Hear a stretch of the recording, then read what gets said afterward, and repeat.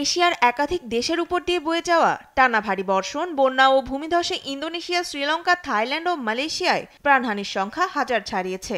পানি ও কাদায় ডুবে আছে সবকিছু। এতে অসহায় হয়ে পড়েছেন লাখো মানুষ। ইন্দোনেশিয়ায় বন্যা ও ভূমিধসে প্রাণহানি ৬০০ ছাড়িয়েছে। নিখোঁজ রয়েছেন আরও শত শত মানুষ।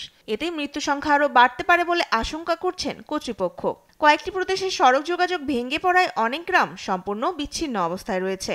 উদ্ধার ও ত্রাণ সহায়তায় কাজ করছেন দেশটির আইনশৃঙ্খলা বাহিনী। এদিকে বন্যার পানি কমতে শুরু করলেও কাদার মধ্যে ডুবে গেছে সব। ভেঙে পড়েছে দালান কোঠা। ইন্দোনেশিয়ার জাকার্তা ও আশপাশের এলাকায় আবারও তীব্র বৃষ্টি, বজ্রপাত ও দমকা হওয়ার পূর্বাভাস দিয়েছেন দেশটির আবহাওয়া কর্তৃপক্ষ। সাইক্লোন দিতোয়ার প্রভাবে সৃষ্ট বন্যা ও ভূমিধসে বিপর্যস্ত শ্রীলঙ্কাও। হতাহতের সংখ্যা অনেক। নিখোঁজদের উদ্ধারে তৎপর উদ্ধারকর্মীরা। দেশের এমন সংকটাপন্ন পরিস্থিতিতে জরুরি অবস্থা জারি করেছে দেশটির প্রেসিডেন্ট অনুরা কুমার দিসানায়কে। সেই সঙ্গে এটিকে দেশটির ইতিহাসে সবচেয়ে বড় মানবিক বিপর্যয় হিসেবেও উল্লেখ করছেন তিনি।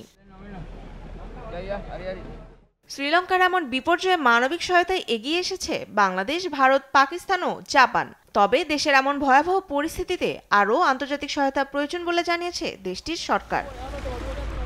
সপ্তাহ জুড়ে অতিবৃষ্টি ও বন্যার মধ্য দিয়ে যাচ্ছে থাইল্যান্ড, সবচেয়ে ক্ষতিগ্রস্ত শৃঙ্খলা প্রদেশ। দেশটির বিভিন্ন এলাকায় বাড়ছে পানিবন্দী মানুষের সংখ্যা এবং শিশুদের বড় অংশ ফিরতে পারছে না স্কুলে। সেভ দ্য চিলড্রেনের তথ্য মতে প্রায় ৭৬,০০০ শিশু শিক্ষা থেকে দূরে রয়েছে। এমন পরিস্থিতি স্বাভাবিক হতে সময় লাগবে বলে জানায় দেশটির কর্তৃপক্ষ।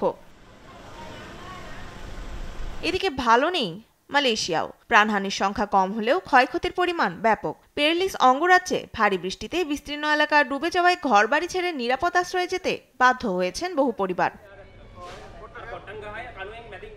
বিশ্লেষকদের মতে জলবায়ু পরিবর্তনের ফলে তীব্র বর্ষণ ও শক্তিশালী ঝড়ের ঝুঁকি রয়েছে। এ ধরনের বিপর্যয় মোকাবিলায় দেশগুলোকে দ্রুত সতর্কীকরণ ব্যবস্থা চালু, স্থায়ী আশ্রয় কেন্দ্র নির্মাণ এবং সামাজিক সুরক্ষা কর্মসূচি জোরদার করা প্রয়োজন। তনিমা ইসলাম, নিউজ ডেস্ক, দেশ টিভি।